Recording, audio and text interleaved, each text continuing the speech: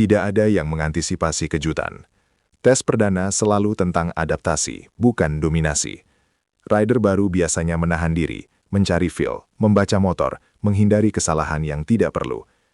Semua tim sepakat pada satu prinsip, jangan mencolok di hari pertama. Namun pagi itu, suasana terasa berbeda. Sejak sesi awal, ritme satu pembalap muda langsung mematahkan pola. Bukan karena agresif tanpa arah, tapi karena terlalu rapi untuk ukuran debut.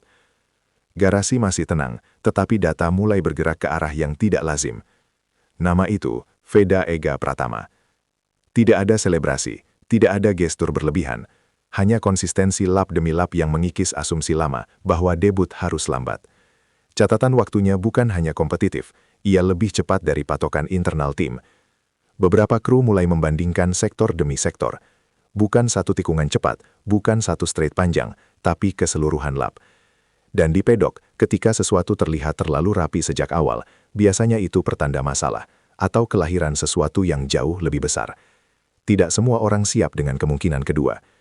Dalam balap modern, emosi tidak dipercaya, data adalah hakim tertinggi, dan data pagi itu membuat beberapa layar berhenti disentuh.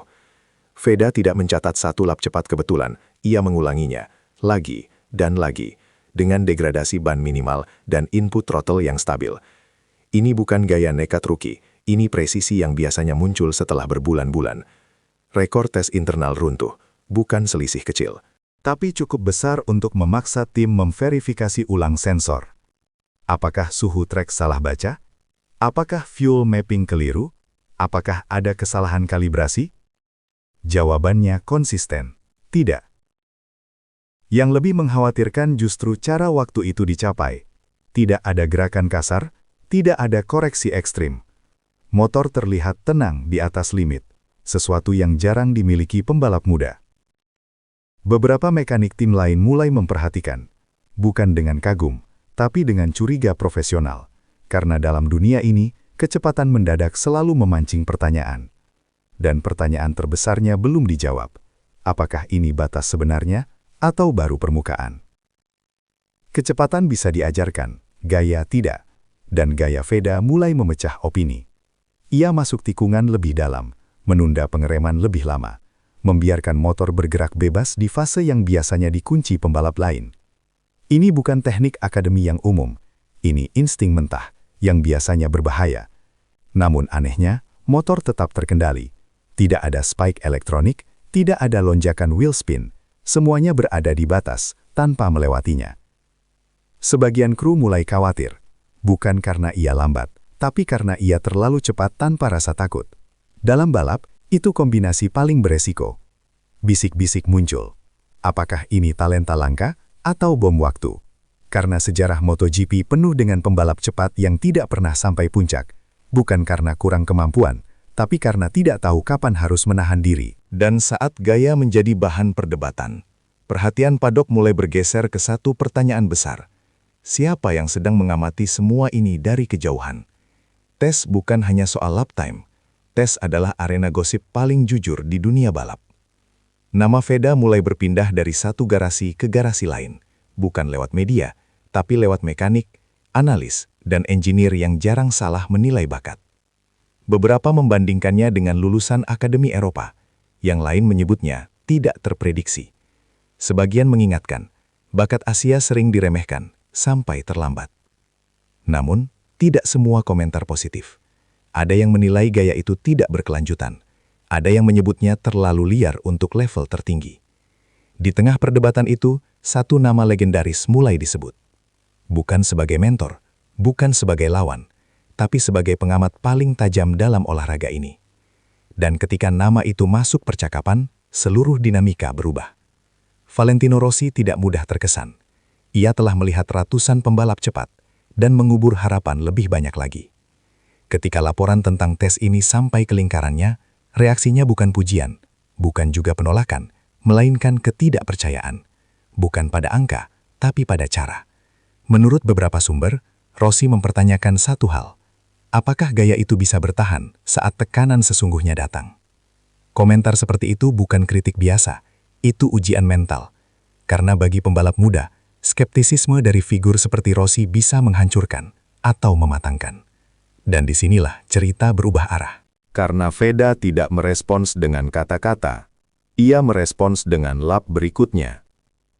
Tim kini berada di persimpangan, menjinakkan insting atau membiarkannya berkembang. Menahan gaya berarti aman, membiarkannya berarti risiko. Tekanan datang dari berbagai arah, media nasional, ekspektasi sponsor, data yang terlalu bagus untuk diabaikan. Namun balap bukan tentang hari ini. Balap adalah tentang bertahan. Diskusi internal berlangsung panas, namun terkontrol. Tidak ada konflik terbuka. Hanya pertanyaan yang tidak punya jawaban sempurna. Dan saat tim masih menimbang, lintasan memaksa keputusan itu keluar lebih cepat dari rencana. Di round terakhir, sesuatu berbeda. Bukan motor, bukan ban, pendekatan. Veda sedikit menahan diri di sektor awal, namun justru lebih cepat di sektor akhir. Itu sinyal penting. Ia bisa menyesuaikan. Ia tidak terkunci pada satu gaya. Lap time kembali jatuh, lebih bersih, lebih meyakinkan.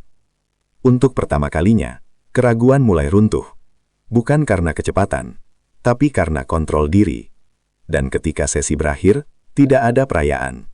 Hanya kesadaran bahwa tes ini telah mengubah posisi seorang rookie dalam 1 hari. Tes selesai. Tapi dampaknya baru dimulai. Nama Veda kini masuk radar yang lebih serius. Bukan sebagai kejutan, tapi sebagai proyek. Ekspektasi meningkat. Tekanan juga. Tidak ada lagi ruang untuk anonim. Setiap kesalahan akan diperbesar. Setiap keputusan akan dianalisis. Namun di dunia MotoGP, satu tes bisa membuka pintu atau menambah beban yang terlalu berat. Dan semua orang tahu, musim panjang tidak memaafkan euforia. Sejarah mengajarkan satu hal, kecepatan membuka pintu, tapi konsistensi yang membuatnya tetap terbuka. Veda kini berdiri di titik kritis, di antara hype dan kenyataan, di antara potensi dan tuntutan. Tidak ada jaminan, tidak ada jalan pintas, hanya satu pertanyaan yang tersisa di pedok. Apakah ia siap menghadapi versi olahraga ini yang paling kejam? Tes perdana ini bukan jawaban, ini undangan. Undangan ke panggung yang lebih besar, tekanan lebih berat, sorotan lebih tajam. Rekor bisa dilupakan, lap time bisa dilampaui, tapi kesan pertama, itu bertahan lama. Dan hari itu, tanpa drama terbuka, tanpa kata besar, satu hal menjadi jelas. MotoGP telah memperhatikan. Bukan karena sensasi, bukan karena asal negara, tapi karena sesuatu yang jauh lebih langka. Kecepatan yang datang terlalu cepat untuk diabaikan.